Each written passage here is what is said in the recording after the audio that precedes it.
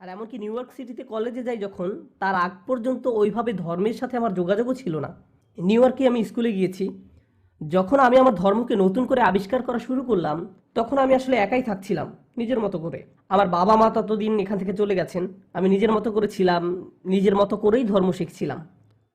পরিবারের কোনো হস্তক্ষেপ ছিল না, কোনো প্রতিষ্ঠানের প্রভাব ছাড়া, খানিকটা নিজে আবিষ্কার করার মতো। কোরআন পড়ার খুব কম সময়ের মাঝেই আমি এটা বুঝে যাই যে এইরকম শেক্সপিয়ারীয় অনুবাদ দিয়ে আমি খুব বেশি কিছু বুঝবো না, আর সঠিক ভাবটাও বুঝবো না। এর লেখনীটি আমার জন্য বোঝা খুব কঠিন। এরকম বেশ কিছু চ্যালেঞ্জের সম্মুখীন আমি সহ আর অনেকেই হয়েছে। এদের মাঝে প্রথমটি ছিল, এটা অন্য সব বইয়ের মতো নয়। এখানে 114টি ভাগ আছে। আপনারা বলেন চ্যাপ্টার, আমরা বলি সূরা। এগুলো আসলে চ্যাপ্টার নয়, কারণ সংজ্ঞা অনুযায়ী একটা চ্যাপ্টারকে অবশ্যই প্রগতিশীল হতে হয়। এবং আপনি যখন কোনো বইয়ের চ্যাপ্টার 1 শেষ করবেন, চ্যাপ্টার 2 তখন চ্যাপ্টার 1-এর উপর ভিত্তি করেই হবে। চ্যাপ্টার 1 থেকে কোনো কিছু চলে আসলে লেখক লিখে দেন যে চ্যাপ্টার 1-এর রেফারেন্স, যে ওখানে আছে অত নম্বর পেজ, অত নম্বর সেকশন। চ্যাপ্টারগুলো এভাবেই কাজ করে। আর এই চ্যাপ্টারগুলো সিরিয়ালও বেশ গুরুত্বপূর্ণ। আপনি কি 12 চ্যাপ্টারের বই নিয়ে শুধু চ্যাপ্টার 3 থেকে 12 পর্যন্ত পড়তে পারবেন না। লেখকের উদ্দেশ্য এতে সফল হয় না। কিন্তু আপনি যদি কোরআনের দিকে তাকান, প্রথমেই যে ব্যাপারটি আপনি লক্ষ্য করবেন সেটা হলো এখানে কয়েকটি ক্রম বা সিরিয়াল আছে। চ্যাপ্টারের বদলে সূরা লিখে ফেলুন। চ্যাপ্টারের বদলে সূরা কতগুলো আছে? 114টি। এইগুলোকে বিভিন্নভাবে সিরিয়াল করা যেত। প্রথমত এগুলোকে বিষয় অনুযায়ী সিরিয়াল করা যেত, যেটা সাধারণত সব বইই করা হয়, কিন্তু সেটা করা হয়নি। বিষয় অনুযায়ী কোরআনকে এইভাবে ভাগ করা হয়নি। আরেকভাবে ভাগ করা যেত, সেটা হলো নাজিলের সময় অনুযায়ী ক্রমানুসার। তবে আমরা বিশ্বাস করি কোরআন আমাদের নিকট নাজিল করা হয়েছে 23 বছর ধরে। মহানবী সাল্লাল্লাহু আলাইহি সাল্লামের কাছে অল্প অল্প করে ওহী এসেছিল, আর ওটা তখন মুখস্থ করা হয়েছে। এটি একটা মৌখিক প্র্যাকটিস ছিল, লিখিত নয়। তাহলে আপনার মনে হতে পারে যে প্রথমে যেটি মুখস্থ করা হয়েছিল সেটি চ্যাপ্টার 1, এরপর চ্যাপ্টার 2, কিন্তু আসলে সর্বপ্রথম যে ওহী এসেছিল আপনি সেটাকে বইয়ের একদম শেষের দিকে পাবেন। প্রায় 600 পৃষ্ঠা বই, আপনি হয়তো 580-র দিকে পাবেন। ওটা ওটা ছিল একদম প্রথম ওহী। তাহলে এটা পরিষ্কার যে এটি সময় অনুসারে ক্রম করা হয়নি। তাহলে এটি বিষয় অনুসারেও করা হয়নি, আবার সময়ের ক্রমানুসারেও করা হয়নি। অনেক আধুনিক পাঠকের জন্য এটা একটা বিরাট চ্যালেঞ্জ। এখন আধুনিক পাঠকদের জন্য তৃতীয় যে চ্যালেঞ্জ হতে পারে সেটি হলো এটি সাইজ অনুসারেও নেই। আপনি হয়তো ভাবতে পারেন একদম বড় চ্যাপ্টারগুলো প্রথমে, এরপর একদম ছোটগুলো শেষে। না, ওভাবেও না। প্রথমটি বেশ ছোট, এরপরেরটি বেশ বড়, আবার ছোট।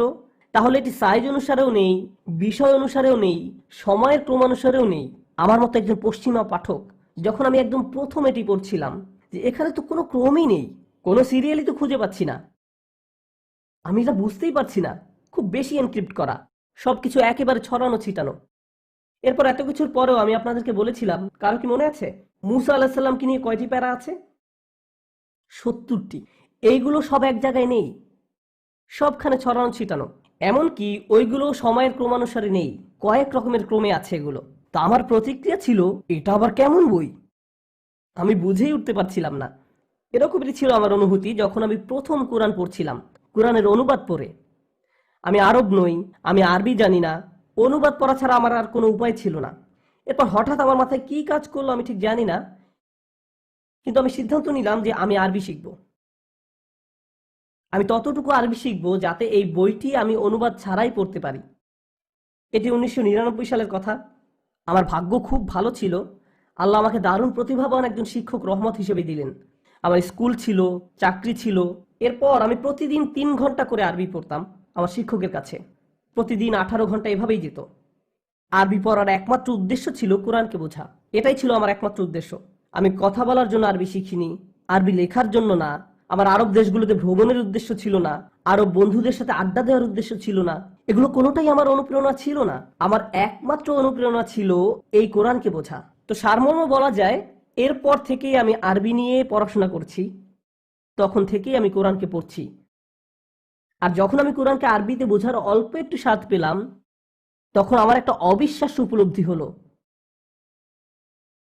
যে ভাষাগতভাবে এই বইটি অনন্য। আর এটির কিছু সাহিত্যিক তারতম্য আছে, যেগুলোর সঠিক মূল্যায়ন করতে হলে অন্যান্য সাহিত্যিক কাজগুলোর সঙ্গে তুলনা করলে চলবে না। এটা নিজের উপরে ভিত্তি করে এটাকে তুলনা করতে হবে। মাঝে মাঝে এটা খুব ভালো একটা উদাহরণ নয়, কিন্তু এটি আপনাদের অল্প হলেও ধারণা দিবে যেমন ধরুন কোনো এক সময়ে কেউ একটা নতুন ধরনের মিউজিক আবিষ্কার করলো, আর প্রথম প্রথম মানুষ যখন এটি শুনলো তাদের প্রতিক্রিয়া হলো এটা আবার কি। কিন্তু এরপর এটাই হয়ে যায় রক অ্যান্ড রোল। বুঝতে পারছেন? কেউ এমন কিছু একটা করলো যা এর আগে কেউ কখনো করেনি। হয়তো অতীতে এর কিছু উপাদান ছড়িয়ে ছিটিয়ে ছিল, কিন্তু এটি পুরোপুরি নতুন এবং অনন্য। আপনি এটাকে মোজার্টের সঙ্গে তুলনা করে বিচার করতে পারবেন না। এটা ভিন্ন। এটা ঠিক যেসব কর্মের মানের সাথে অভ্যস্ত ওই অনুযায়ী নাও হতে পারে। এই জন্য আমি এই ব্যাপারটা আজ হাইলাইট করতে চাই যে কি আসলে কোরআনকে অনন্য করেছে। আর ব্যক্তিগতভাবে আমি সম্মোহিত। আজ পর্যন্ত এই বইটির দ্বারা আমি সম্মোহিত। যতই আমি গবেষণা করি ততই আমি বসে বসে ভাবি, ওয়াও, আল্লাহ পাকের বাণী। এটি আমি ব্যক্তিগতভাবে করি, কারো উপর এটা চাপিয়ে দিচ্ছি না। আমি আবার নিজের মোহের কারণে এটা করে ফেলি। যারা জানে না তাদের জন্য বলছি, ইসলামিক স্টাডিজ কয়েকটি বিষয় বিভক্ত। কেউ যদি বলে সে ইসলাম নিয়ে পড়াশোনা করবে, সে কয়েকটি বিষয় নিয়ে পড়তে পারে। আরও 15 বছর আগে আমি সিদ্ধান্ত নিয়েছিলাম যে আমি শুধু আরবি ও কোরআন পড়ব। আর এই দুইটা বিষয় নিয়ে আমি এতই মুগ্ধ যে আমি আর কোনো কিছু নিয়েই পড়াশোনা করিনি। ইসলামের অন্যান্য বিষয় নিয়ে আমার প্রশ্ন আছে, হাদিস শিক্ষা, সিরাত শিক্ষা, আর অনেক ভাগ আছে, আইন, শরিয়া, থিওলজি ইত্যাদি। এসব বিষয়ে আমার মনে প্রশ্ন আসলে আমি আমার বন্ধুদের জিজ্ঞেস করি, যারা ওই সব বিষয়ে আলেম। ওদের জবাবই আমার কাছে যথেষ্ট। এসব বিষয়ে আমার প্রাথমিক জ্ঞানটুকু আছে, কিন্তু কোরআনের ব্যাপারে আমি আমার নিজেকে সামলাতে পারিনি। আমি আপনাদের সাথে তার মাঝে কিছু কিছু ব্যাপার শেয়ার করতে চাই, আপনাদের অন্তত কিছু ধারণা দেয়া যে কেন কোরআন সাহিত্যিক দিক দিয়ে অনন্য। আপনাদের তো বলেছিলাম এটা কি প্র্যাকটিস ছিল, মৌখিক না লিখিত? মৌখিক। তাহলে এটি একটি মৌখিকভাবে সংরক্ষিত টেক্সট। এখন আপনারাই আমাকে বলুন, কোনটা সংরক্ষণ করা কঠিন, লিখিত কিছু নাকি মৌখিক কিছু? মৌখিক। সবাই তাহলে স্বীকার করছেন মৌখিক এমন কোনো কিছু ঐতিহ্য সংরক্ষণ করে রাখা বেশ কঠিন। একটা উদাহরণ দিই। যদি আমি চুপি চুপি এরিকার কানে কিছু বলি আর তাকে বলি যে আপনি একইভাবে এটা পাশের জনকে বলুন, আপনি তার পাশে, সে তার পাশে, এভাবে পুরো ক্লাস। আমরা শেষ মানুষটার কাছে যদি যাই আর আমি এরিকাকে বলেছিলাম বব জোকে ধাক্কা মেরেছে, এরপর সে আরেকজনকে, এরপর সে আরেকজনকে, এভাবে চলেছে। আসল কথাটি কি ছিল? বব জোকে ধাক্কা দিয়েছে। এবং শেষ মানুষটির কাছে যাওয়া পর্যন্ত হবে বব জোয়ের বাড়ি পুড়িয়ে দিয়েছে, তার গাড়ি চুরি করেছে এবং গ্রামের সবাইকে মেরে ফেলেছে। মৌখিক প্র্যাকটিসে এমন কিছুই হয়ে থাকে। কেউ ইচ্ছা করে আসলে কথাটা পরিবর্তন করে না, কেউ ব্যাপারটাকে তার নিজের মতো করে বলতে যায় আর অল্প একটু পরিবর্তন করে ফেলে। কেউ অর্ধেক ভাগ, কেউ এক ভাগ, আরেকজন এক ভাগ, কেউ বা 2 ভাগ, এভাবে পরিবর্তন হয়। 2% কোনো ক্ষতি করার কথা না, তাই না? কিন্তু এটি যখন একটা বিপুল পরিমাণে লোকজনের মাঝ দিয়ে যায় তখন আর এটাকে চেনাই যায় না। এই ধরনের পরীক্ষা, এই ধরনের যোগাযোগ পরীক্ষা মনোবিজ্ঞানে সবসময় করা হয়। মৌখিকভাবে কিছু সংরক্ষণ করা প্রায় অসম্ভব, আর যতই এটা ছড়াবে ততই পরিবর্তিত হবে। এটাই যৌক্তিক। তুলনা করলে দেখা যাবে লিখিত কিছু সংরক্ষণ করা নিরাপদ। একেবারেই যে নিরাপদ তা নয়, এমন না যেন আমাদের ব্যাকআপ স্ক্যান কপি আছে, ক্লাউড ড্রাইভ আছে ওই সময়, কিন্তু এরপর নিজের স্মৃতি থেকে হয়তো আবার লিখতে হতে পারে। তাহলে আপনার কাছে কিছু লেখা থাকলেও সেটি 100% নিরাপদ নয়। এরপর এই লেখার সত্যতার ব্যাপারে কিছু সংশয় থাকতে পারে, আমার মতে সেটাও যৌক্তিক। কোনো লেখার উৎস নিয়ে কারো সংশয় থাকতেই পারে। কোরআনের যে যুক্তি, আমাদের নবীর যে দাবি, এমনকি ওই সময়ের কিছু সংশয়বাদীরা প্রশ্ন করেছিল যে তার উপর কি করে বই নাজিল হবে, তিনি তো পড়তেই পারেন না। তিনি যে কোনো বই লিখতে পারবেন না তা তো স্পষ্ট, কিন্তু তিনি তো পড়তেও পারেন না, তাহলে কিভাবে তিনি লিখবেন? এটি ছিল শুধুই মৌখিক। এরপরে বইটি যখন সংকলন করা হয় তখন এটি মৌখিক ছিল না, এটি লিখিত ছিল। কিন্তু ওই মৌখিক ক্রমে ছিল না যেটা আমি বলেছি, যেটি আরেকটা জটিলতা বাড়িয়ে দেয়। এখন মুগ্ধ করার ব্যাপার হলো, রাসূল সাল্লাল্লাহু আলাইহি সাল্লামের এই ক্যারিয়ারে রাসূল সাল্লাল্লাহু আলাইহি সাল্লাম 23 বছর কাটিয়েছেন একজন রাসূল হিসেবে। এই সময়ের মাঝে প্রায় লক্ষের কাছাকাছি মানুষ মুসলমান হয়েছে, আর এর মাঝে অনেকেই, বেশ কিছু মানুষ পুরো কোরআনটা মুখস্থ করেছে, পুরো আজকের 600 পৃষ্ঠা। আজকেও মুসলিম বিশ্বের সবচেয়ে জনপ্রিয় ঐতিহ্য হলো কোরআন মুখস্থ করা। এই মানুষগুলো শুধু কোরআন মুখস্থ করে বসে থাকেনি, বরং অনেক দূরের দেশে ভ্রমণ করেছে। তারা মূল ভূমি থেকে তখন বিচ্ছিন্ন। এমন না যে ইমেইলের মাধ্যমে তারা নিজেদের মাঝে যোগাযোগ রাখতো, প্রাচীন যুগের ব্যাপার এটি। একবার চলে আসলে যোগাযোগের ব্যবস্থা নেই। যদি কোনো বার্তা পাঠাতেই হয় কয়েক মাস লেগে যেতে পারে, কারণ ঘোড়া তার মতো করে সময় নেয়। এই মানুষগুলো ছড়িয়ে পড়লো আর তারা তাদের নিজেদের গ্রামে কোরআন শেখানো শুরু করলো। এখন যদি আপনি যৌক্তিকভাবে দেখেন, এরকম অনুমান করতে পারেন যে 1 বছরের মাঝে তাদের মধ্যে 1000 রকম কোরআন থাকা উচিত। এরকম একটা মৌখিক টেক্সট অগণিত পরিবর্তিত রূপ থাকা উচিত ছিল। এমনটাই হওয়া উচিত। আমরা সময় টেনে আজকের দিনে 2013-তে চলে আসি। আরভিং মসজিদে কোরআন মুখস্থের একটা প্রোগ্রাম আছে। ছেলেপেলেরা এখানে কোরআন মুখস্থ করে। আমার মেয়ে কোরআন মুখস্থ করে পার্ট টাইম, আমিও কোরআন মুখস্থ করি পার্ট টাইম। এভাবে পার্ট টাইম করে আমি প্রায় অর্ধেকটা মুখস্থ করেছি। বেশ অলস আমি, এতদিনে আমার শেষ করে ফেলা উচিত ছিল। তো পার্ট টাইমে অর্ধেকটা মুখস্থ করেছি এই জন্য না যে আমার ফটোগ্রাফি মেমোরি আছে, বরং কি যেন আছে এই বইটাতে। এটি মুখস্থ করা বেশ সহজ। আমি এরপর মালয়েশিয়া গেলাম, আমি মালয় ভাষা জানি না। আমি এরপর নামাজি ইমামতিতে দাঁড়ালাম। আর যখন আমরা নামাজি ইমামতি করি, আমরা নিজেদের স্মৃতি থেকে কোরআনের কিছু অংশ তেলাওয়াত করি। আমি ইমামতি করছি, কোরআন জোরে জোরে তেলাওয়াত করছি। আমার পিছনে কিছু ছোট বাচ্চারা আছে যারা কোরআন মুখস্থ করছে।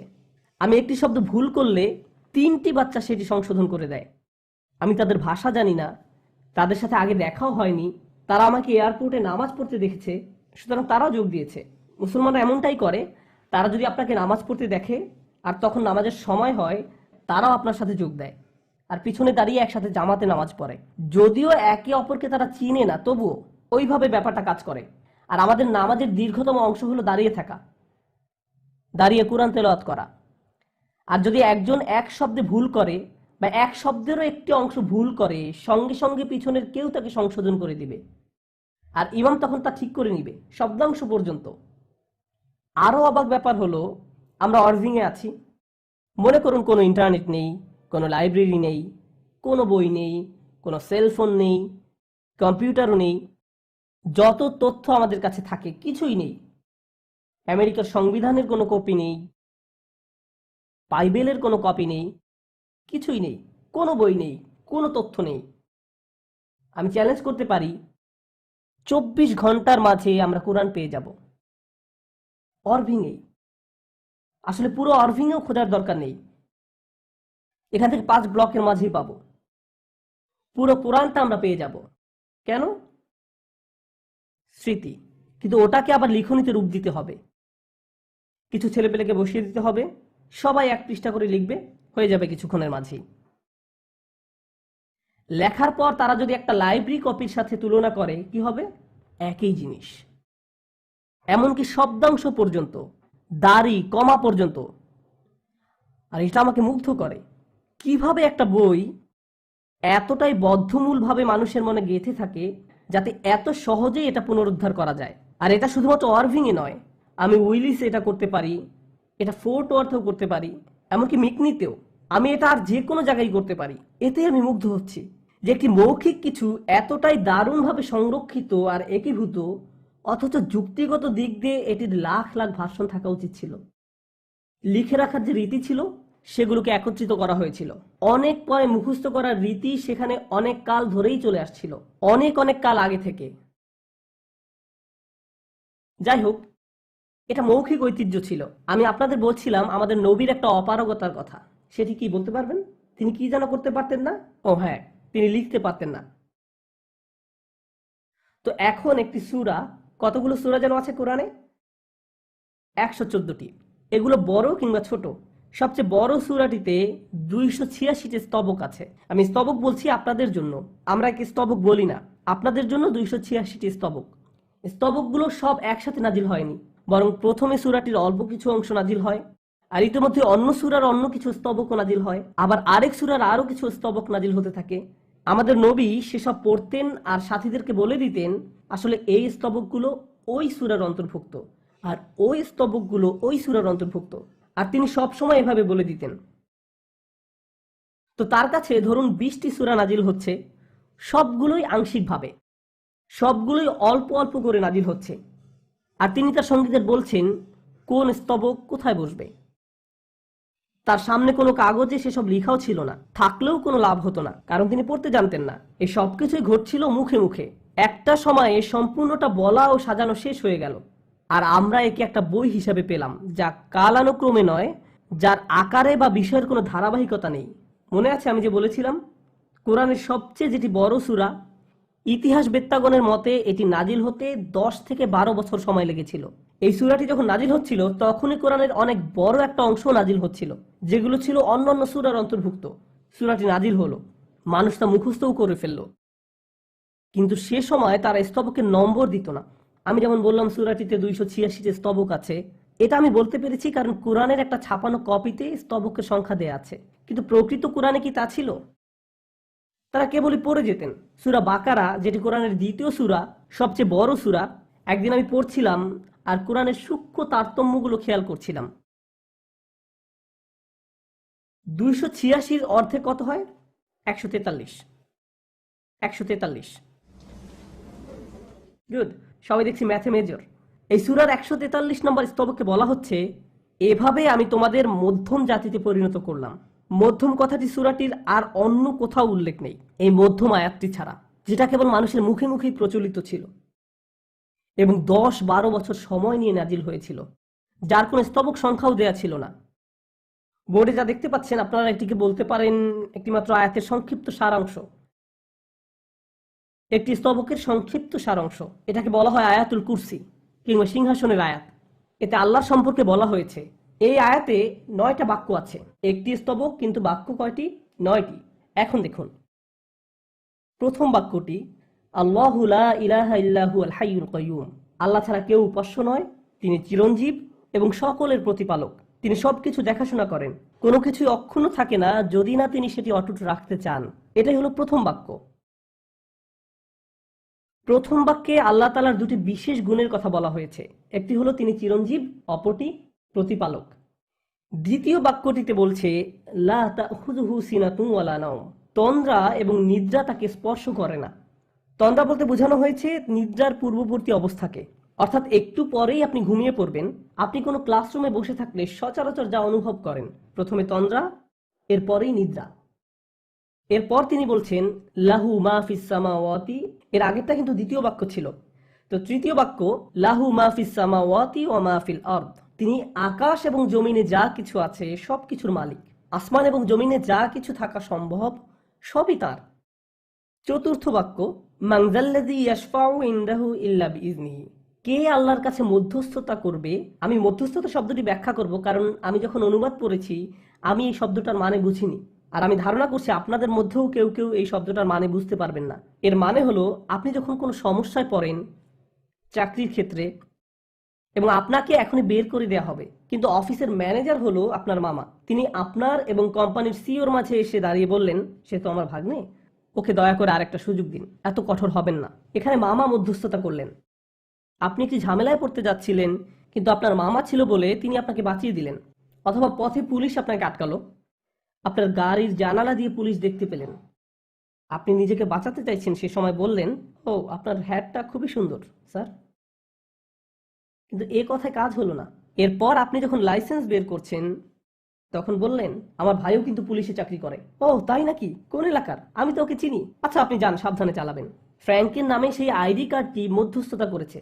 যখন আপনি এমন কাউকে চিনেন যে ঝামেলায় পড়লে আপনাকে সাহায্য করতে পারবে, সেই হলো মধ্যস্থতাকারী। আল্লাহ বলছেন কার সাহস আছে তার সামনে মধ্যস্থতা করার, যাকে তিনি অনুমতি দিয়েছেন সে ছাড়া কেউ আল্লাহর সামনে এসে বলতে পারবে না আল্লাহ প্লিজ দাঁড়ান, আমি জানি আপনি তাকে এখন জাহান্নামে নিক্ষেপ করবেন, কিন্তু সে আমার লোক।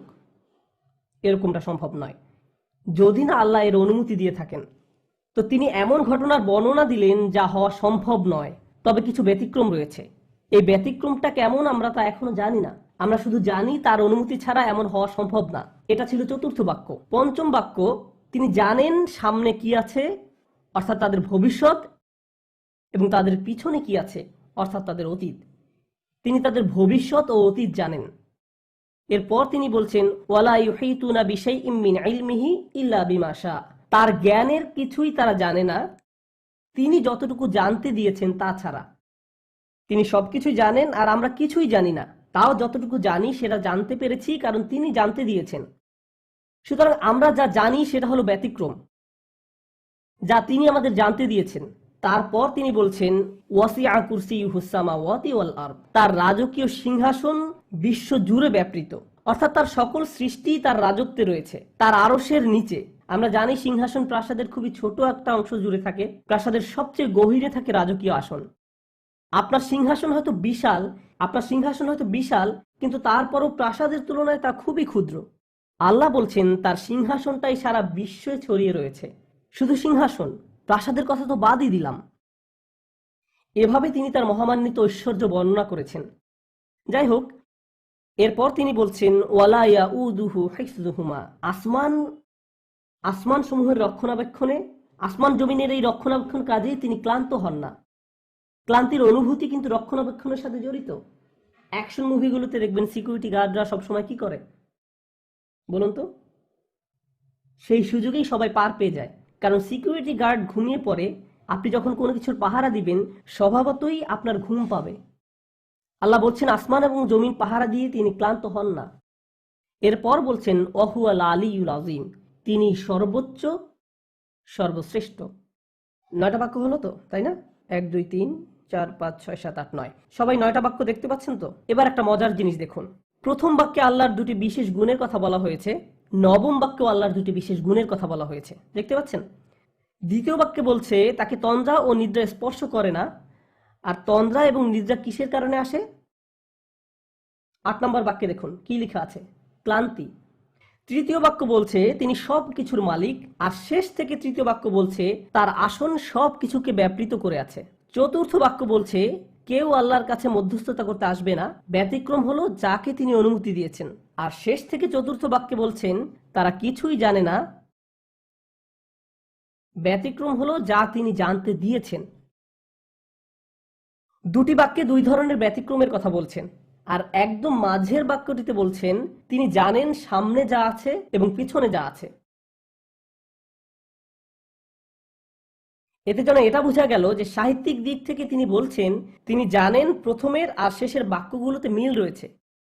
এখানে একটা সিমেট্রি কাজ করছে।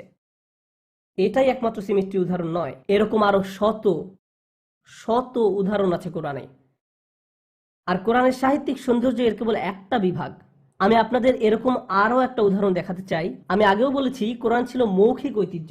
আর মৌখিক ঐতিহ্যে যদি আপনি একবার কিছু মুখস্থ করে ফেলেন, আপনি যা শুনছেন তাই বলতে থাকেন, 100 বার পুনরাবৃত্তি করেন, তার মানে এক্ষেত্রে কোনো পরিবর্তনের সুযোগ নেই। কোরআনের অনেকগুলো ঘোষণার মধ্যে আমার একটা প্রিয় ঘোষণা হলো ওয়ারাব্বাকা ফাকাব্বির। সংক্ষেপে অনুবাদ করলে দাঁড়ায় কেবল তোমার রবের মহিমা প্রকাশ করো। তাহমিন, বোর্ডে এটা লিখে দিতে পারবেন প্লিজ, অক্ষরগুলো আলাদা আলাদা করে? আপনি তো জানেনই আমি কি দেখাতে যাচ্ছি। আপনি যেহেতু এটা লিখবেন, আমি অন্য কিছু নিয়ে কথা বলি। বোর্ড মুছে ফেলুন, বোর্ড মুছে ফেলুন। আমি আপনাদের কোরআনের একটা গভীর বিষয়ের উদাহরণ দিতে চাই, কোরআনকে কিভাবে বিন্যস্ত করা হয়েছে সে বিষয়ে। কোরআনে অনেক কাহিনী রয়েছে। আমার খুব প্রিয় একটা কাহিনী হলো জোসেফের কাহিনী, জোসেফের গল্প। কোরআনের 12 নম্বর সূরাটি জোসেফের জীবন কাহিনী নিয়ে। তাহমিন, আমি আরবিতে লিখব। আচ্ছা, আমি লিখে ফেলি।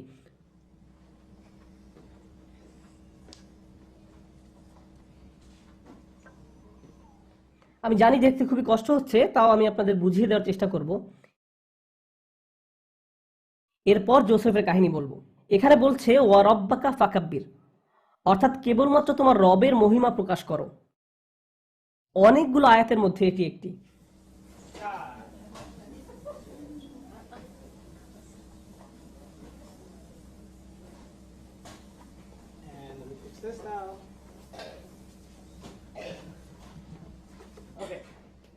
এই কথাটি একটা আলোচনার অংশ বিশেষ, একটা প্যারা থেকে আমি একটা বাক্য বলছি। এটা চমৎকার একটা বিবৃতি। অন্য কোনো কিছুর মহিমার দাবি তোমার রবের মাহাত্ম্যের সমতুল্য নয়। আপনারা আরবি পড়তে না জানলেও এটা বুঝবেন। এখানে আলাদা আলাদা করে সবগুলো অক্ষর লেখা হয়েছে। আরবি অক্ষরগুলোকে সাধারণত একসাথে লাগিয়ে লেখা হয়, কিন্তু আমি এখানে ব্লক লেটারে লিখেছি আলাদা করে, যাতে আপনারা বুঝতে পারেন। বোর্ডে প্রথম আকৃতিটি দেখতে পাচ্ছেন?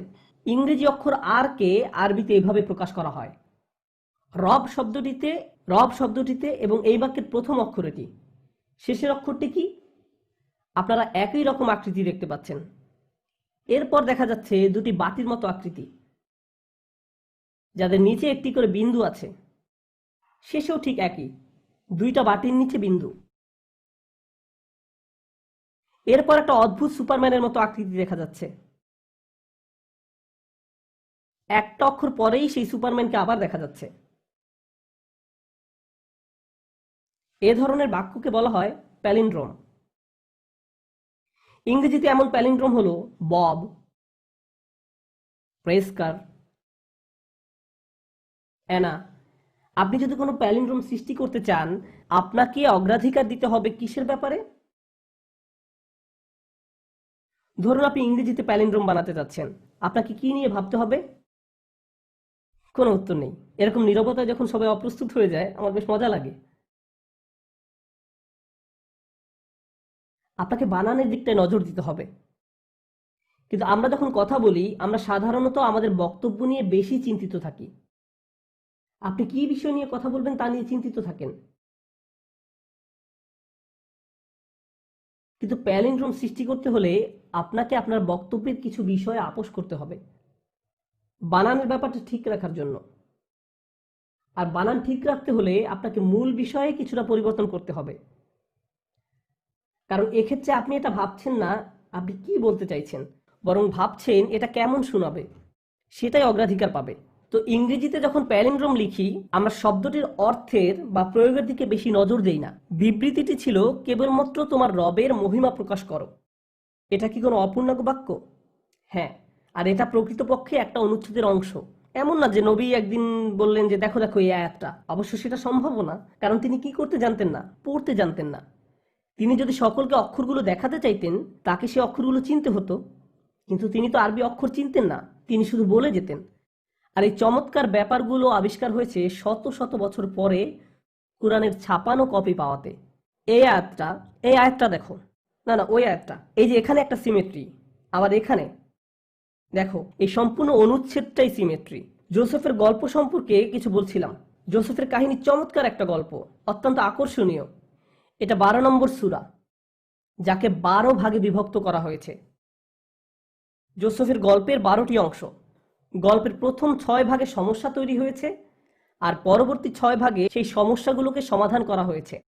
প্রথম ভাগে তিনি একটি স্বপ্ন দেখেছিলেন, আর একদম শেষ ভাগে তার স্বপ্ন বাস্তবে রূপান্তরিত হয়েছে। এভাবেই সব ঘটনা কেন্দ্রে এসে মিলে যায়। মুখে মুখে প্রচলিত একটা কাহিনীতে আজকে কেবল আমি সিমেট্রি ব্যাপারটা নিয়ে আকৃষ্ট করতে চেয়েছি। এটা কোরআনের সে অংশ যা সাধারণ মানুষ জানে না। অনুবাদ করলে এই সৌন্দর্য হারিয়ে যায়। আমি কোরআনকে সাহিত্য হিসেবে পড়তে যাই, কিন্তু এই বিষয়গুলো আমাকে প্রবলভাবে আকর্ষণ করে, আমাকে মুগ্ধ করে। আমি আপনাদের এখন এমন একটা উদাহরণ দিব যেখানে সিমেট্রি নেই। এই উদাহরণ কোরআনের সূক্ষ্ম তারতম্যের, যেই সৌন্দর্য কোরআনের ভাষা অনুবাদ করলে হারিয়ে যায়। আপনারা মুসা আলাহিসাল্লামের কাহিনী শুনেছেন। আমি মুসা আলাহিসাল্লামকে নিয়ে কথা বলবো। মুসা আলাহিসাল্লামের শিশুকালে একটা বিপজ্জনক খেলার অভিজ্ঞতা হয়েছিল। কিসের কথা বলছি বলতে পারেন? বাস্কেট। তাকে বাস্কেটে ভরে নদীতে ফেলা হয়েছিল। একজন মা যিনি নিজের সন্তানকে খরস্রোতা পানিতে নিক্ষেপ করেন, একটা ঝুড়িতে ভরে।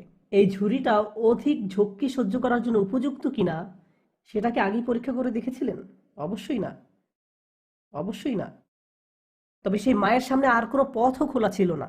তিনি বাচ্চাটিকে নিলেন এবং ঝুড়িতে ঢুকিয়ে পানিতে ছেড়ে দিলেন। ঝুড়িটা ভেসে যেতে থাকলো এবং একটা সময় আসলো যখন তিনি আর সেটা দেখতে পাচ্ছিলেন না। আর সেই সময়টায় তার হৃদয় যেন কষ্টের সাগরে ডুবে যেতে লাগছিল।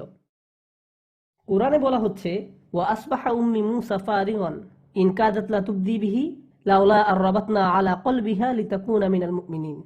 সকালে মুসার মায়ের অন্তর অস্থির হয়ে পড়ল। যদি আমি তার হৃদয়কে দৃঢ় করে না দিতাম, তবে তিনি মুসাজনিত অস্থিরতা প্রকাশ করেই দিতেন। দৃঢ় করলাম যাতে তিনি থাকেন বিশ্বাসীগণের মধ্যে। এই আয়াতে বলা হয়েছে মুসা আলাইহিস সালামের মায়ের মন একেবারে অনুভব শূন্য হয়ে পড়েছিল। এতটাই কষ্ট হচ্ছে আপনার যে মানুষ আপনার চোখের সামনে হাত নাড়ালেও আপনি টের পাচ্ছেন না। খাওয়া দাওয়া বন্ধ করে দিয়েছেন, কথা বলেন না, সব সময় চুপচাপ থাকেন। আপনি মর্মাহত, আপনার মন আঘাতে জর্জরিত। এমনটাই ছিল মুসা আলাহিসাল্লামের মায়ের মানসিক অবস্থা। এরপর বলা হচ্ছে ইনকাদাতলা তুবদি বিহি, তিনি আরেকটু হলেই মানুষকে সব বলে দিতেন আর নদীর দিকে হাত বাড়িয়ে বলতে থাকতেন, আমার বাচ্চা, আমার বাচ্চা। কিন্তু এই কাজটা করলে সমস্যা ছিল। কাদের কাছে খবর পৌঁছে যেত? ফেরাউনের সৈন্যদের কাছে। একজন মায়ের তার সন্তানের পিছনে ছুটে যাওয়ার স্বভাবগত বৈশিষ্ট্যকে তার নিজের মধ্যে চাপিয়ে রাখতে হয়েছিল। প্রথম কষ্ট ছিল তার সন্তানকে পানিতে ছেড়ে দিতে হয়েছিল, আর দ্বিতীয় কষ্ট ছিল তিনি সে কষ্ট কারো কাছে প্রকাশও করতে পারেননি। তিনি সেটা নিয়ে কারো কাছে হা হুতাশও করতে পারেননি। তিনি অন্যদের এই গোপন কথা প্রায় বলেই দিয়েছিলেন, লাউলা আর রবাতনা আলা কলবিহা। আল্লাহ বলছেন, আমি যদি তার হৃদয়কে দৃঢ়ভাবে বেঁধে না দিতাম, যদি এটাকে শক্ত করে না ধরতাম, একজন মায়ের পক্ষে যা করা যুক্তিযুক্ত ছিল তিনি তাই করতেন, যদি না আল্লাহ তার আবেগ সংযত করার ক্ষমতা দিতেন। লিতাকুনা মিনাল মুমিনিন, যেন সে তাদের অন্তর্ভুক্ত হয় যারা প্রকৃত ঈমানদার। যে কারণে আমি এই চমৎকার আয়াতটি নিয়ে কথা বলতে চাচ্ছি তা হলো তার হৃদয়ের কথা এখানে দুইবার বলা হয়েছে। মুসা আলাইহিস সালামের মায়ের মন নিয়ে দুইবার কথা বলা হয়েছে। একবার যখন তা অনুভব শূন্য হয়ে পড়ল, আর দ্বিতীয়বার যখন আল্লাহ সেটিকে দৃঢ় করলেন, তাই না? একবার হৃদয়ের শূন্যতা আর একবার আবেগকে ধরে রাখা হয়েছিল। মজার ব্যাপার হলো ইংরেজিতে হৃদয়ের জন্য কেবল একটা শব্দ রয়েছে, হার্ট। আরবি ভাষায় এর জন্য বেশ কয়েকটা শব্দ রয়েছে। কোরআনে প্রথম যখন তার মনের অবস্থা বলা হয়েছে তখন একটি শব্দ ব্যবহৃত হয়েছে, আর দ্বিতীয়বারে অপর একটি শব্দ ব্যবহৃত হয়েছে। প্রথমবার ফুয়াদ শব্দটি উল্লেখ করা হয়েছে, আর ফুয়াদ শব্দটি এসেছে আরবিতে ফাআদা থেকে, কোনো কিছু ঝলসানো। ফুয়াদ হলো একটা মাংসপিণ্ড যা আগুনে জ্বলছে, এটাই হলো ফুয়াদের অর্থ। আল্লাহ তার মনের অবস্থা বলছেন যেন তাতে আগুন জ্বলছিল। আরবিতে যখন কেউ উত্তেজিত হয়ে পড়ে, ক্রোধে, ভয়ে, দুঃখে, রাগে কিংবা অন্য যে কোনো কারণে যদি আপনি অত্যন্ত আবেগী হয়ে পড়েন, তখন হৃদয়কে আর হৃদয় বলা হয় না, তখন একে বলা হয় মাংসপিণ্ড যাতে আগুন জ্বলছে। কিন্তু যখন হৃদয় সুস্থিত থাকে, একে বলা হয় এমন মাংসপিণ্ড যার কেবল স্পন্দন আছে, কল্ব। কল্ব শব্দটির আসল অর্থ হলো পরিবর্তন, কারণ হৃৎপিণ্ড সর্বক্ষণ স্থান পরিবর্তন করছে, স্পন্দিত হচ্ছে। আয়াতটির প্রথম অর্ধাংশে ফুয়াদ শব্দটি ব্যবহৃত হয়েছে, আর দ্বিতীয় অর্ধাংশে ব্যবহৃত হয়েছে কল্ব। অন্য কথায়, এখন সহজ ভাষায় বলছি, প্রথম অর্ধাংশে হৃৎপিণ্ডকে একটা মাংসপিণ্ডের সাথে তুলনা করা হয়েছে যা আগুনে দগ্ধ, আচ্ছন্ন, যেটা ঝলসে যাচ্ছে। এখন বলুন, আয়াতের প্রথমাংশে কি ঘটেছিল? বাচ্চা পানিতে ভেসে চলে যাচ্ছিল আর তিনি নিজেকে সংবরণ করছিলেন। আর দ্বিতীয় অর্ধাংশে আল্লাহ সেই আগুন নিভিয়ে দিলেন, তাকে শান্ত করলেন যেন তিনি নিজেকে সংযত রাখতে পারেন। আর এখানে আল্লাহ যে শব্দটি ব্যবহার করেছেন তা হলো কল্ব, সাধারণ শব্দটি। কোরআনের এই বিষয়গুলো সেই মায়ের আবেগের চড়াই উতরাই হৃদয় বিষয়ক কেবলমাত্র দুটি শব্দের মাধ্যমে আল্লাহ বুঝিয়ে দিলেন। তার মানসিক অবস্থার সম্পূর্ণ চিত্র এখানে বর্ণিত হয়েছে। এই বিষয়গুলোই অনুবাদে পরিলক্ষিত হয় না, হারিয়ে যায়। কোনোভাবেই অনুবাদে তা সংরক্ষণ করা সম্ভব হয় না। কোরআনের অনুবাদ বিষয়ক আমার শেষ কথা, আমি যখন প্রথম এই জিনিসগুলো আবিষ্কার করলাম, আমি ভাবতাম আমার নিজস্ব প্রজেক্ট হলো, যেমনটা আমি আগেই বলেছি, আমি যখন প্রথম এই জিনিসগুলো আবিষ্কার করলাম, আমি ভাবতাম মানুষের এসব জানা উচিত, তাদের ধর্ম পরিবর্তনের জন্য নয়। এখানে মানুষকে ইসলাম ধর্মে ধর্মান্তরিত করার জন্য আমি আসি না। না, আমি শুধু মনে করি যে কোরআনে একটি স্মরণীয় কীর্তি, একটি অসাধারণ সংযোজন মানব জগতের লাইব্রেরিতে। আমরা অবশ্যই বিশ্বাস করি এটি আল্লাহ তাআলার কথা, এটা আমি বিশ্বাস করি এবং মুসলিমরা বিশ্বাস করে। আর আমি তো মনে করি মুসলিমরা আসলে নিজেরাই জানে না এই বইতে প্রকৃতপক্ষে কত সৌন্দর্য লুকিয়ে আছে।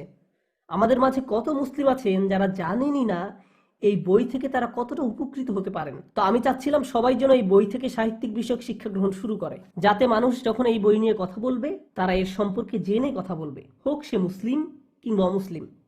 তাদের অন্তত এতটুকু জানা দরকার যে এই বই আসলে কি নিয়ে কথা বলছে, এবং অনুবাদের কারণে বিষয়গুলো যেন হারিয়ে না যায়। এজন্য আমি একটা ভিডিও সিরিজ করেছি কোরআন ভিত্তিক, তাতে আমি কোরআনের শুরু থেকে শেষ পর্যন্ত ব্যাখ্যা করেছি, আর আমি বিতর্কিত বিষয়গুলোর প্রতি বিশেষ নজর দিয়েছি। যেমন ধরুন, উদাহরণস্বরূপ কোরআনের একটি সমালোচিত আয়াত, তাদেরকে যেখানেই পাও হত্যা করো। হ্যাঁ, কোরআনে এই কথা আছে, আমি আপনাকে বলে দিচ্ছি। আর আমার এই আয়াত নিয়ে কথা বলতে মজা লাগে, আমি সত্যিই পছন্দ করি। কেন জানেন? কারণ আমি মনে করি যদি এই আয়াতের মর্মার্থ মানুষকে যথাযথভাবে বোঝানো হয়, এর অর্থের কোনো তারতম্য না করে, কোনো ফাঁকি দেওয়া ছাড়াই এই আয়াতের ঐতিহাসিক প্রেক্ষাপট থেকে সঠিকভাবে বিবেচনা করলে এই আয়াত নিয়ে কথা বলতে আমার বিন্দু মাত্র লজ্জাবোধ করবে না। বরং আমি এই আয়াত নিয়ে গর্ববোধ করি, আর আমি মনে করি যে কোনো সভ্য মানুষেরই একই অনুভূতি হবে। এই আয়াত নিয়ে কখনো সেভাবে কথাই বলা হয়নি। মাঝে মাঝে এমন হয়, আমি প্লেনে বসে আরবিতে কোরআন পড়ছি, আমার পাশের মানুষটি জিজ্ঞেস করলো আপনি কি পড়ছেন, আমি উত্তর দিলাম কোরআন, আর এ থেকে মজার আলাপ শুরু হয়। কিন্তু কখনো কখনো এই কথা শোনার সাথে সাথে একটা অস্বস্তিকর নীরবতা সৃষ্টি হয়। পাশের মানুষটির অবস্থা এমন হয় যেন এখন সিট পরিবর্তন করতে পারলেই সে বাঁচে। আবার মাঝে মাঝে মজার আলাপচারিতাও হয়, যেমন এই বইতে না বলা হয়েছে সবাইকে মেরে ফেলতে। আমি তার দিকে তাকিয়ে বলি কিন্তু আপনি তো বেঁচে আছেন।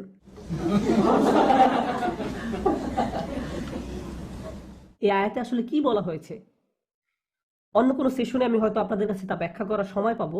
সবসময় কোরআনের এই আয়াতগুলো তুলে ধরা হয়, আর এই সবগুলো আয়াত সবাই ব্যবহার করে এটা বলার জন্য যে মুসলিমদের চোখে চোখে রাখতে হবে, দেখো ওদের কিতাবে কি লেখা আছে। আমি এই ধরনের খেলা পছন্দ করি না। আর আপনারা খেয়াল করে দেখবেন, আপনারা চাইলে যে কোনো বইয়ের সাথে এই কাজটি করতে পারেন। যে কোনো ধর্মীয় ঐতিহ্যের সঙ্গে খুব সহজে এই খেলা খেলতে পারবেন। কিন্তু আপনি যদি সরল মনে কাউকে জিজ্ঞেস করতেন, আমি শুনেছি আপনাদের বইতে অমুক বিষয়ে কথা বলা হয়েছে, বিষয়টি আসলে কি প্রসঙ্গে বলা হয়েছে, আপনারা এই আয়াতটি কিভাবে 1400 বছর ধরে বুঝে আসছেন, অথচ কখনো এ নিয়ে কোনো সমস্যা হয়নি, আর বর্তমান সময়ে কেনই বা এ নিয়ে এত অরাজকতার সৃষ্টি হলো? এ ধরনের আলোচনা হওয়া খুবই জরুরি, আমাদের এসব বোঝা উচিত।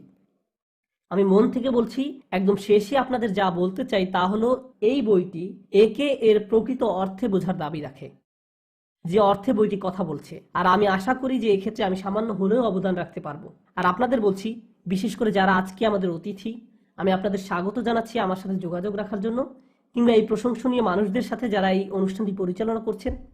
আমি এই মসজিদের কোনো অফিসিয়াল সদস্য নই, আমি কেবল এই কমিউনিটির সদস্য। আমার স্কুল রাস্তার ওপারে, আমি সেখানে আরবি শিখাই, কিন্তু আমি সুযোগ পেলে এখানে আসি। যোগাযোগ রাখার জন্য আপনাদের সকলকে স্বাগত জানাচ্ছি। আমি বোর্ডে আমার ইমেল অ্যাড্রেস লিখে যাব, আপনারা ইমেল করতে পারেন, আমরা কথা বলবো যদি সময় হয়। আমার আসলে খুব একটা সময় হয় না, কারণ আমাকে অনেক জায়গায় যেতে হয় আর অনেক ক্লাস নিতে হয়, কিন্তু সময় পেলে আমরা একত্রিত হব, বসে কথা বলবো। আমার কোনো সমস্যা নেই এতে, আমি কিছুই মনে করি না। কারণ আমি মন থেকে বিশ্বাস করি যদি মুসলিমরা অমুসলিমদের আর অমুসলিমরা মুসলিমদের সঠিকভাবে চিনতে পারে, তবে আমরা হতে পারি এমন দৃষ্টান্ত যে সমাজে মানুষ শুধু একে অপরের সাথে বসবাস করছে না, একে অপরকে সহ্য করছে না, বরং একে অপরকে সাহায্য করছে এবং শ্রদ্ধা প্রদর্শন করছে। সহনীয়তা কোনো কৃতিত্ব নয়, আমার মনে হয় না সহনীয়তা কোনো অর্জন, তবে সম্মান বোধ একটা অর্জন। আপনি কাউকে সম্মান প্রদর্শন করতে পারবেন না যদি আপনি তাকে না চিনতে পারেন। তবে এর জন্য আমাদের কষ্ট করতে হবে, মুসলিমদেরকে এবং অমুসলিমদেরকেও। আমরা যারা এমন উদ্যোগ নিতে চাই, আমি আপনাদের প্রশংসা করি যারা এখানে এসেছেন এবং যারা এই ধর্ম সম্পর্কে ও এই ধর্মাবলম্বী মানুষ সম্পর্কে আরও জানার চেষ্টা করছেন। আমি আশা করছি আমার কথা থেকে আপনারা কিছুটা হলেও উপকৃত হয়েছেন জানার পথে আপনাদের নিজস্ব যাত্রায়। আপনি বলেছেন তাদেরকে যেখানেই পাও হত্যা করো, এটা ব্যাখ্যা করবেন? ওহ মাই গড, আপনি এখনই এটা জানতে চান? আচ্ছা, আমি তাহলে বলছি এখানে কি নিয়ে কথা বলা হয়েছে। ইসলামের ঐতিহ্যে রাসূল সাল্লাল্লাহু আলাইহি সাল্লাম শান্তিপূর্ণভাবে মক্কা শহরের মানুষকে এই ধর্মের দিকে আহ্বান জানালেন। তখন তার বয়স 40। তিনি এই ধর্মের প্রতি সবাইকে আমন্ত্রণ জানালেন, তার প্রতি যা নাজিল হয়েছে তিনি তা পড়তে লাগলেন। কেউ কেউ তাকে মেনে নিলেন, তবে বেশিরভাগ মানুষই মানলেন না। তারা বরং এতে আরো বেশি ক্ষুব্ধ হতে লাগলো। ফলস্বরূপ তাকে মেরে ফেলার বেশ কিছু প্রচেষ্টা চালানো হলো। এরপর যারা নবীকে মেনে নিলেন তাদের প্রাণহানির চেষ্টা করা হলো। এটা এমন একটা পর্যায়ে চলে গেল যখন তাদের পক্ষে সেখানে আর বসবাস করা সম্ভব হচ্ছিল না। তারা গোপনে পালিয়ে যেতে বাধ্য হলেন, ফেলে গেলেন নিজেদের ব্যবসা বাণিজ্য, নিজেদের ঘর বাড়ি, কিছু কিছু ক্ষেত্রে তাদের পরিবার পরিজন, এমনকি কয়েকজনকে যন্ত্রণা দিয়ে মেরেও ফেলা হয়েছিল। কিন্তু তারা পাল্টা কোনো প্রতিশোধ গ্রহণ করেননি। তারা অন্য একটা শহরে পালিয়ে যায়, যেখানে তাদেরকে স্বাগত জানানো হয়। ওখানকার বেশিরভাগ মানুষই ধর্মটিকে গ্রহণ করে নেয়। ওখানকার খ্রিস্টান ও ইহুদি সম্প্রদায়কে নিয়ে এক ধরনের বহু সমন্বিত সরকার গঠন করা হয়। এইভাবে তারা একটা সমাজ গঠন করে। এখন আমরা যদি রাষ্ট্রবিজ্ঞানের পরিপ্রেক্ষিতে দেখি, তাদের অবশ্যই অধিকার আছে ওই শহরের বিরুদ্ধে লড়াই করার। কারণ কি আছে ওই শহরে? তাদের বাসস্থান, তাদের নিজেদের ঘর বাড়ি থেকে তাদেরকে বের করে দেওয়া হয়েছে কোনো কারণ ছাড়াই। আগ্রাসন চালানো হয়েছে তাদের বিরুদ্ধে। তাদের একমাত্র অপরাধ ছিল বিশ্বাস করা, কাউকেই তার বিশ্বাসের জন্য অত্যাচার করা উচিত নয়। শুধু যে ইসলামে আছে তা নয়, ওই সময় যদি জাতিসংঘ থাকতো তারাও এতে সায় দিত। এখন এই যুদ্ধ শুরু হলো, এটা চলতে থাকলো, কয়েকটা লড়াই হয় এবং যুদ্ধ শেষে মুসলিমরা জিতেও যায়। আর কিভাবে জিতে? মুসলিমরা প্রায় 10,000 সৈন্য নিয়ে শান্তিপূর্ণভাবে মক্কায় প্রবেশ করে। এই সংখ্যা দেখে তারা আসলে হতবিহ্বল হয়ে পড়ে। মুসলমানরা মক্কায় প্রবেশ করে নামাজে দাঁড়িয়ে যায়। মক্কাবাসীরা তাদের হাতিয়ার ফেলে দেয়, তাদের সংখ্যা এত বেশি ছিল। এরপর রাসূল সাল্লাল্লাহু আলাইহি সাল্লাম সকল শত্রুদেরকে একত্রিত করেন, যাদের সঙ্গে এতদিন তিনি লড়াই করেছেন। তাদেরকে একত্রিত করে তিনি বললেন, আমি আজ তোমাদের তাই বলবো যা ইউসুফ আলাইহিস সালাম তার ভাইদের বলেছিলেন, আজ তোমাদের উপর কোনো অনিষ্ট আসবে না। এবং এরপর ওহী আসে। এখন ওহীতে আল্লাহ পাক বলছেন, এতদিন তোমার সঙ্গে যুদ্ধ করেছিল যারা, ওদেরকে 4 মাস সময় দাও এই ধর্মকে নিয়ে ভাবার জন্য। কোনো একটা নিরাপদ স্থানে নিয়ে যাও যাতে ওরা আতঙ্কিত না হয়। যদি তারা মুসলিম হবার ইচ্ছা পোষণ করে ভালো, তবে যদি না করে ওরা যেন আর এখানে ফিরে না আসে। যদি আসে তবে ওদেরকে যেখানে পাও হত্যা করো। তারা কতক্ষণ সময় পাচ্ছে? 4 মাস। আর এই সময় যদি তারা চলে যেতে চায় তো চলে যাক তল্পি তল্পা গুটিয়ে। যদি ইসলাম গ্রহণ করতে চাও, নিজেই যদি সিদ্ধান্ত নাও, তাহলে তুমি একজন সমমানের নাগরিক। আর যদি না হও তাহলে আমরা কাউকে বন্দি রাখবো না, কাউকে বন্দি রাখা হবে না। এই 4 মাস তোমরা যা খুশি করতে পারো, এটাই নির্দিষ্ট প্রসঙ্গে বলা হয়েছে। এটা মুসলমানদের সার্বজনীন পররাষ্ট্রনীতি নয়। রাসূল সাল্লাল্লাহু আলাইহি সাল্লাম এর পরে যা হবে তার সাথে এটা কোনো সম্পর্ক নেই। কারণ আমরা বিশ্বাস করি যে আল্লাহর শাস্তি, যেমন নূহ আলাইহিস সালামের সময়ে বন্যা, ভূমিকম্প অথবা আকাশ থেকে আগুনের উল্কা, শহর মাটির সাথে মিশে যাওয়া, এই রকম যে শাস্তিগুলো আল্লাহ পাকের, এগুলো তখনই আসে যখন একজন নবী সশরীরে ওই জাতির সঙ্গে উপস্থিত থাকেন এবং তাকে অস্বীকার করা হয়। তখন আল্লাহ পাকের শাস্তি আসে। যখন একজন নবী সশরীরে উপস্থিত থাকেন না, এমন ধরনের শাস্তি কোনো জাতির উপর আসে না। আমি আরেকটা ব্যাপারে আপনাদের প্রশ্ন করি, যখন বন্যার পানি এই পর্যন্ত ওঠে, এই পর্যন্ত, শুধু নাকটাই পানির উপরে, তখন আল্লাহ পাক কি হঠাৎ করে থামিয়ে জিজ্ঞেস করেছিলেন যে তোমরা কি শিক্ষা পেয়ে গেছো, আমি পানি নামিয়ে নিচ্ছি? এমন কিছু কি ঘটে? আগুনের উল্কা যখন পড়ছিল আকাশ থেকে, কারো মাথায় পড়ার ঠিক আগ মুহূর্তে আল্লাহ পাক কি সেটা থামিয়ে দেন?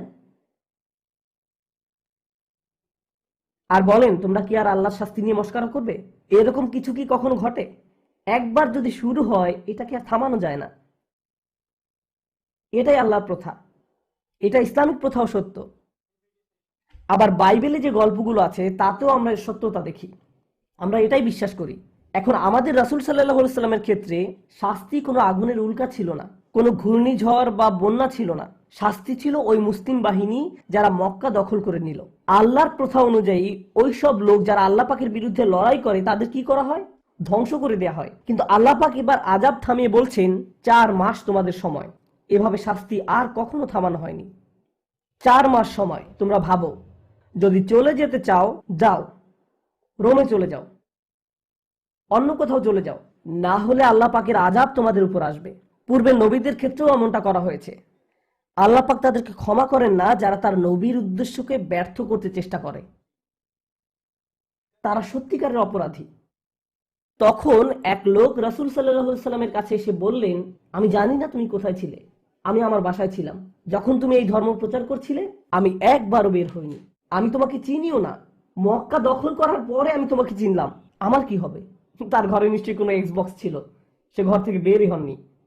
তো তারপরে সে বলছে, আমার কি হবে, আমি তো তোমাদের বিরুদ্ধে লড়াই করিনি।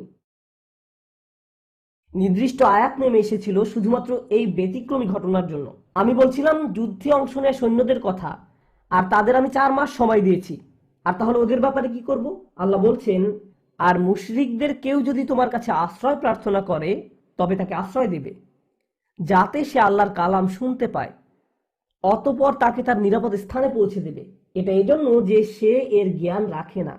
মূর্তি পূজারীদের মাঝে কেউ যদি তোমার কাছে এসে বলে, দেখুন এখানে কি হচ্ছে আমি কিছুই বুঝতে পারছি না, তাহলে তাকে তার মতো থাকতে দাও, তাকে নিরাপদ স্থানে রাখো, যতক্ষণ পর্যন্ত না সে আল্লাহ পাকের বাণী শুনতে পারে। আল্লাহ পাকের বাণী শোনার পর তাকে কোনো একটা নিরাপদ স্থানে পৌঁছে দাও, কারণ তারা এই ব্যাপারে জানতো না। তাহলে যারা এই ব্যাপারে জানে না, আপনার দায়িত্ব হলো তাদের রক্ষা করা। কোনো প্রসঙ্গ ছাড়া আপনি যা খুশি নিয়ে আসতে পারেন। আমি দৌড়াচ্ছি আমার বাচ্চার পেছনে, তার সাথে খেলছি আর বলছি আমি তোমাকে ধরবো। আমি একটা সিংহ, আমি তোমাকে খেয়ে ফেলবো। আমি প্রায় সময় এমন বলি। এখন আপনি যদি এটা রেকর্ড করেন, নোমান আলী খান সাহেব বলেছেন তিনি তার ছেলে মেয়েদের খেয়ে ফেলবেন, আমাদের কাছে রেকর্ডিং আছে। আপনি কি এটা বলেছেন স্যার? হ্যাঁ, আমি বলেছি। আমার বাচ্চাকে জিজ্ঞেস করতে পারে তুমি কি ভয় পেয়েছিলে, সে বলবে আমি ভীষণ ভয় পেয়েছিলাম। কোন পরিপ্রেক্ষিতে কি বলা হচ্ছে? একটা লেখাকে খুব সহজেই বিকৃত করা যায়। এর মাঝে সৌন্দর্য হলো, যখন আমি দেখি মানুষ কোরআনকে বিকৃত করছে, আমি আল্লাহ পাকের দেয়া কথার প্রমাণ পাই। কারণ তিনি বলছেন এটা দিয়ে তিনি অনেককে পথ দেখান, আবার অনেককে পথ থেকে সরিয়ে নেন। আর তারাই এ পথ থেকে সরে যায় যারা সত্যিকার ভাবেই অপরাধী। তারা খারাপ দিকেই এটাকে ব্যবহার করবে। আর যখন তারা এটা করে, ও আল্লাহ পাক আমাদের বলেছিলেন এমনটা হবে। আচ্ছা, বাইবেলের বেশ কিছু ব্যাখ্যা আছে, বেশ কিছু ভার্সন আছে। কোরআনেরও কি এরকম ভার্সন বা ব্যাখ্যা আছে? কোরআনের লেখনী বা আয়াত একই, লেখার মাঝে কোথাও কোনো তারতম্য নেই। আলেমরা চেষ্টা করেছেন আল্লাহ পাকের বাণী বুঝতে, হাজারে হাজারে। তবে এদের কাউকেই পবিত্র, বিশুদ্ধ, একদম নির্ভুল এমনটা মনে করা হয় না। বাইবেলের অ্যানালাইসিস আর কোরআনের মধ্যে পার্থক্য হলো, বাইবেল এবং বাইবেলের অ্যানালাইসিস এই দুটোর মাঝে পার্থক্যের লাইনটা খুব একটা স্পষ্ট নয়, কিন্তু কোরআনে এমনটা না। যখন আমরা কোনো তাফসির পড়ি, আমরা জানি এই অংশটুকু আল্লাহর বাণী আর এইটুক হলো মানুষের অ্যানালাইসিস। দারুণ একটা বিষয় হলো, কোনো সময় কোনো আলেম যখন একটা আয়াত নিয়ে আলোচনা করেন, একেবারে শেষে তিনি এটা বলে শেষ করেন যে আল্লাহই ভালো জানেন। অর্থাৎ আমি আপনাদের যা দিচ্ছি তা হলো মানবিক চেষ্টা আল্লাহ পাকের বাণী বোঝার ক্ষেত্রে, কিন্তু আমার কথা মোটেও আল্লাহ পাকের কথা নয়। আমার ব্যাখ্যাকে সকল সন্দেহ এবং যুক্তিতর্কের ঊর্ধ্বে বলে ধরে নেওয়ার কোনো দরকার নেই। আমার ব্যাখ্যাকে সব সন্দেহ এবং যুক্তিতর্কের ঊর্ধ্বে বলে ধরে নেওয়া যাবে না। আমি মানসুকের ব্যাপারে শুনেছি, আপনি কি এটার ব্যাপারে কিছু বলবেন? অবশ্যই। এটা হলো আল্লাহ পাক কিছু একটা বাণীর মাধ্যমে বললেন, কিছু সময় লোকজন এটা পালন করলো, তারপর যখন তারা এটা পালন করার ক্ষেত্রে কিছুটা পরিপক্কতা অর্জন করে, তিনি আরো সুনির্দিষ্ট বিধান অবতীর্ণ করেন, অথবা সে বিধানের চূড়ান্ত ভার্সন অবতীর্ণ করেন। যেমন আরব সমাজে পানি কি খুব একটা সহজলভ্য? না, প্রাকৃতিক সম্পদ হিসেবে নয়, আর তা সহজলভ্য ছিল না। মরুভূমিতে পানি জাতীয় সবকিছুই বেশ মূল্যবান, জুস, মদ ইত্যাদি। তো মদের খুব প্রচলন ছিল ওই সমাজে। কুরআন এসে মানুষকে এই দিক থেকে সরিয়ে নিতে চেষ্টা করলো। আল্লাহ প্রথমেই বলেননি যে মদ খাওয়া বন্ধ করো, কারণ তিনি জানেন, আর আমরাও এখন জানি, আমরা যদি কাউকে বলি যে মদ খাওয়া থামাও, আর তারা সঙ্গে সঙ্গে থামিয়ে দেবে, এইভাবে হয় না। মানুষ এইভাবে কাজ করতে পারে না। আর আল্লাহ পাক বলেন তিনি আমাদের ভালোভাবেই জানেন। তো তিনি প্রথমে বললেন যে এটার অপকারিতা এর উপকারিতার চেয়ে অনেক বেশি। প্রথমেই বলেননি যে বন্ধ করো, বললেন খারাপগুলো ভালোর চেয়ে অনেক বেশি। এরপর কয়েক বছর পর বললেন যখন নামাজে আসো মদ্যপ অবস্থায় এসো না, যতক্ষণ না পর্যন্ত তুমি বুঝতে পারো তুমি কি বলছো। অন্তত নামাজটাকে সম্মান করো। ولا تقربوا الصلاة وأنتم سكارى حتى تعلموا ما تقولون. মদ্যপ অবস্থায় নামাজের কাছেও এসো না। এখন ব্যাপার হলো, মুসলিমরা 5 ওয়াক্ত নামাজ পড়ে কয়েক ঘন্টা পর পর। তো এখন বাস্তবিক অর্থে হয় আপনি নামাজ পড়বেন অথবা মদ পান করবেন। You know.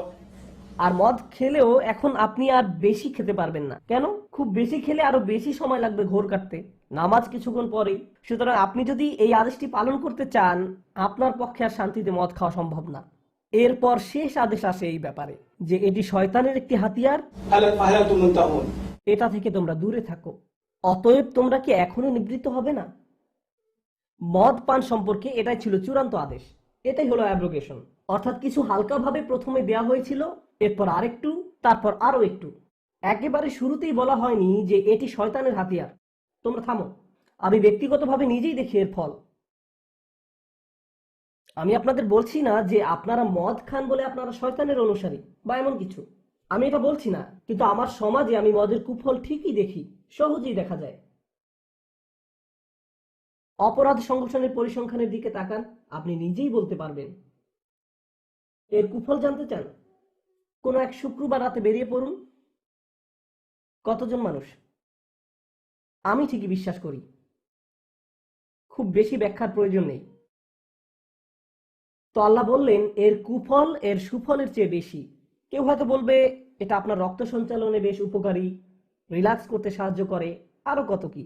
আল্লাহ পাকের প্রথম ধাপটি এটা ছিল না যে থামো, প্রথম ধাপ ছিল এর কুফল এর সুফলের চেয়েও অনেক বেশি।